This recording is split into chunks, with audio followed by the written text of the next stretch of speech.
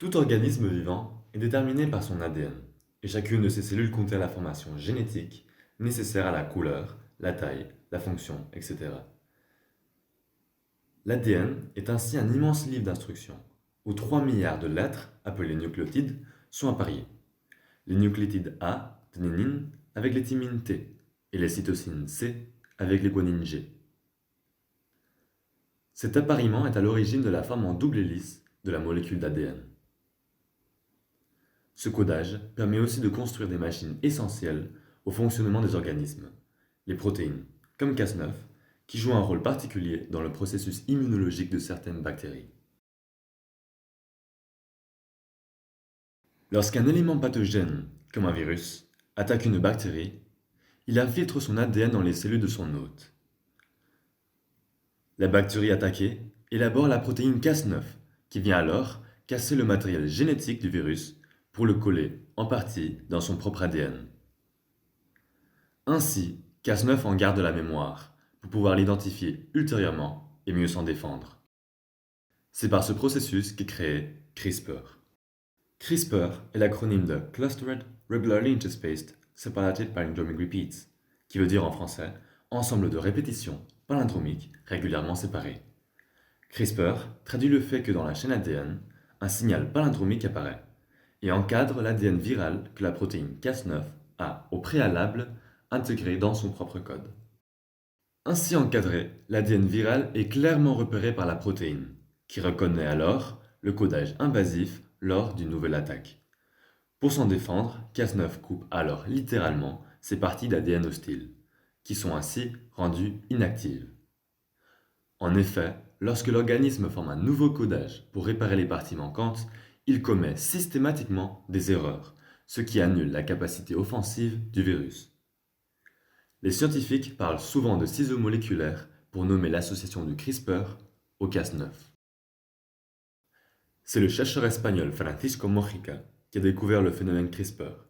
Puis, basé sur ses travaux, la biochimiste américaine Jennifer Doudna et la microbiologiste française Emmanuelle Charpentier ont mis au point les ciseaux moléculaires associant Cas9 au CRISPR.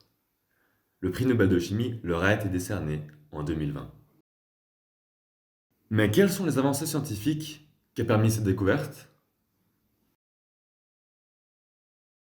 En complexifiant le principe avec d'autres protéines, CRISPR-Cas9 permet désormais de cibler très spécifiquement des sites sur la molécule d'ADN et de les neutraliser ou les modifier, ce qui a permis d'élargir sans précédent le champ des possibles dans la modification génétique. Concernant les végétaux, le génome de certaines algues est modifié pour optimiser la production de biocombustibles.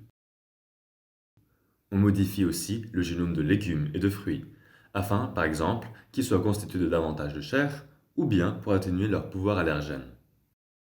Sur les animaux, on cherche à produire un bétail plus corpulent ou plus productif. La vache fournit alors davantage de lait, et les poules deviennent surperformantes dans la ponte des œufs. On travaille aussi sur l'ADN des rats, pour qu'ils développent des cancers, et que la recherche contre cette maladie puisse tester de nouveaux traitements et avancer plus rapidement. Récemment, des scientifiques ont travaillé sur le cœur d'un porc, afin que les possibilités d'un rejet soient atténuées lors de sa greffe dans le corps d'un homme. C'est une avancée remarquable pour la médecine, qui fait face à une pénurie de dons d'organes pour sauver des vies.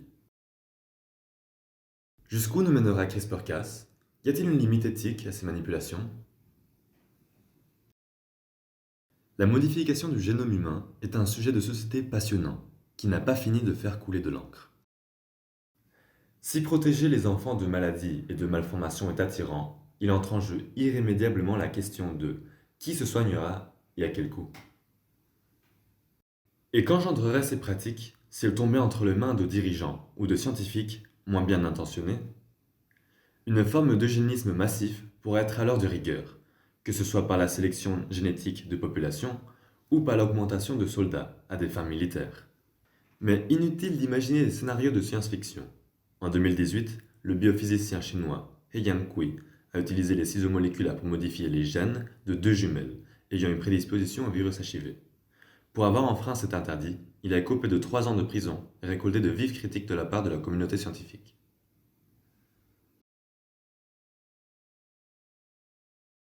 La technique CRISPR-Cas9 est donc un outil d'édition génétique puissant qui nous ouvrira des possibilités encore inimaginables aujourd'hui. Mais, comme tout progrès technique et scientifique, il doit être accompagné d'un encadrement législatif international strict basé sur une éthique commune, afin de protéger, une fois de plus, l'homme de lui-même.